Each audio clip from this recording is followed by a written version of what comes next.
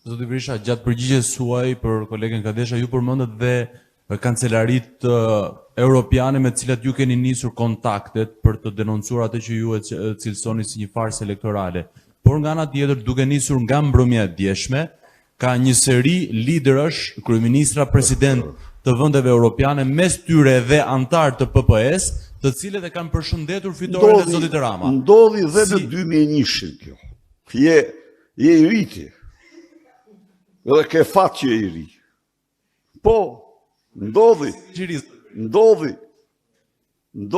2001 kjo, po ja që miq, në qoftë se ka dy gjëra që ngjasin njëra eterike, tjetra materiale njëri me tjetrin, është e vërteta dhe diamanti, për nga forca e tyre. Sa do të përpiqen që ta nxjin diamantin mbetet diamant. Pastrohet dhe shtrit, se shtypin me asgjë. Kështu, e vërteta është eterike, por është një lloj me diamantin.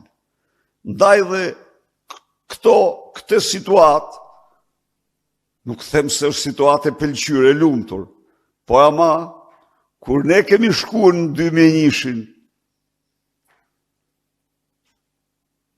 kemi dëshmuar me fakte që sot i kemi aq pa numërta, sa kemi vështirësi të zgjedhim çfarë të paraqesim përpara, atëherë nuk mundet kush. Mos harroni. Thash dhe njerë, ne kemi kaluar periudha, por kemi fituar dhe do fitojmë. Unë u them demokratëve se nuk ka mision më të shenjtë se sa të mbrojmë, se sa t'i dalim zot të drejtës themelore të shenjtë të qytetarëve shqiptar për të votuar të lirë.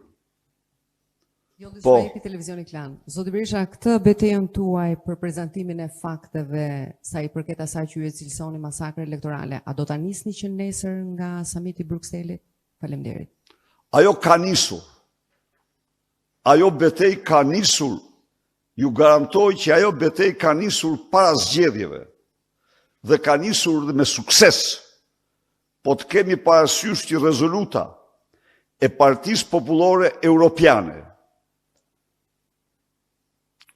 shkruan njëja në Valencia se Edi Rama po blen vota me lek, po blen vota me drog, me kanabis, po blen vota me prokurime, po blen vota me punësime.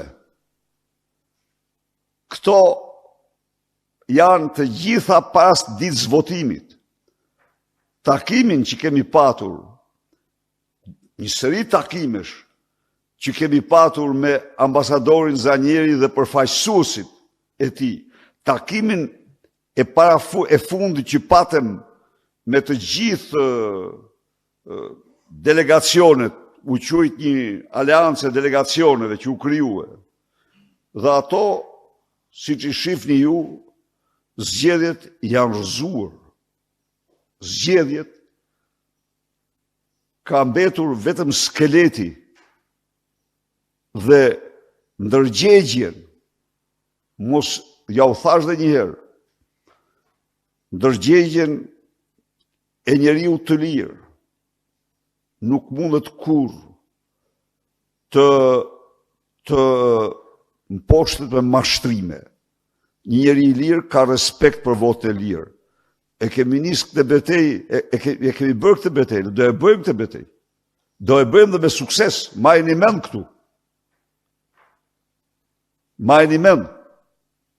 Se kemi, është e vërteta ajo që na garanton suksesin. Po.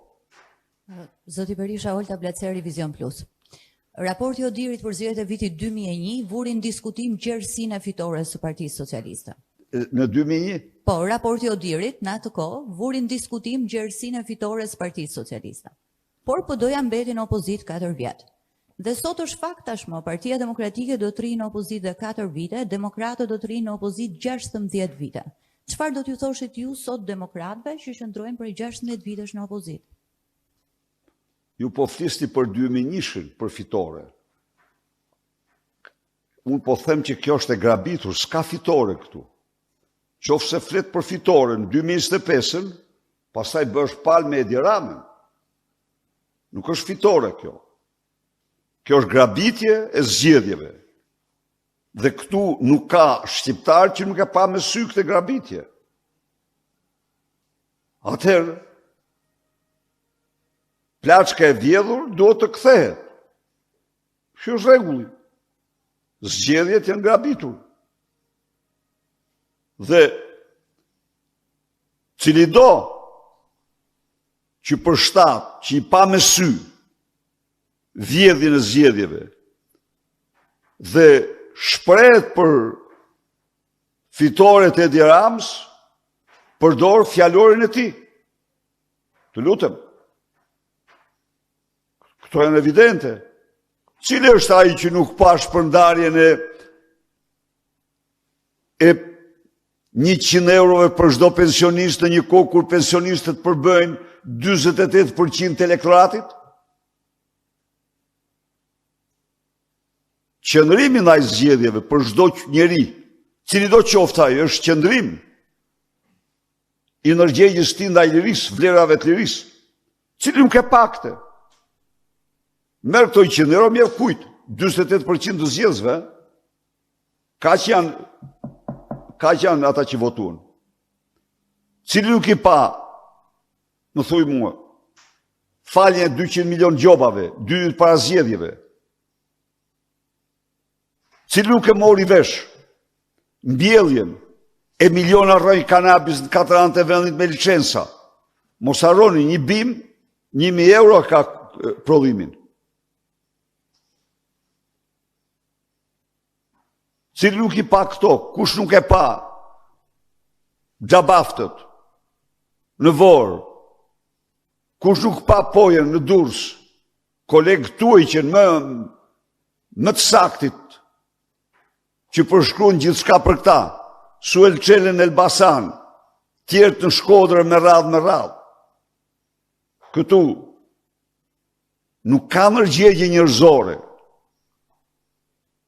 që mund të mohoj grabitjen e zgjedhjeve, të zgjedhjet grabitura, të plaçkitura.